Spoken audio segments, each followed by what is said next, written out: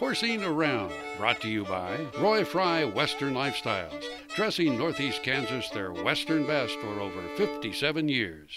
Good morning and welcome to the show. We're horsing around at Premier Farm and Home, really kind of literally actually. Jenna, thanks for joining us. She is the equine specialist here at Premier Farm and Home. And I have a question. I know horses' feet grow slower at this time of the year. What maintenance do we have to worry about, if any at all? Well, actually, a lot of people this time of year will pull the shoes off and let their horse go what we call barefoot. But even though the hooves do grow slower this time of year, a regular hoof care plan is still very important to managing your horses. And you're still going to want to keep up with your trimming 6, 7, 8 weeks at a time. You know, work out a schedule with your farrier. He knows how fast your horse's feet grow and what kind of conditions you have. You may not be able to go barefoot if you still want to ride your horse in the winter.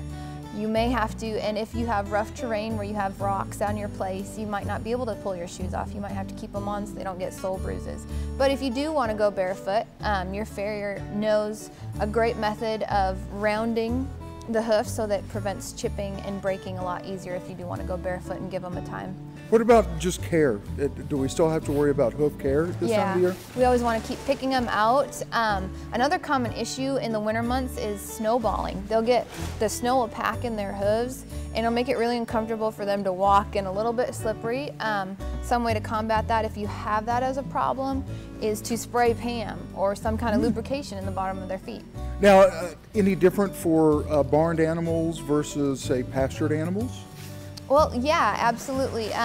You know, we have to make sure if they're outside and they're in the mud and they're standing in mud, if you're in kind of a wet area, you're going to want to make sure that you're cleaning their feet out and making sure that you're not running into things like abscesses. And usually in the stalls in the winter, as long as their stall is clean and dry, you probably won't run into hoof issues. Now, you touched on hoof picks.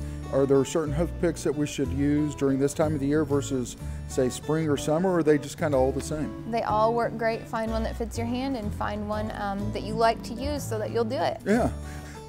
Hoof dressing, we still go ahead and dress the hoofs? Yeah, absolutely. Still take care of your horse's feet even though they're not growing as fast. They're still growing. We still need to take care of them, make sure they're not chipping and your horse isn't becoming sore.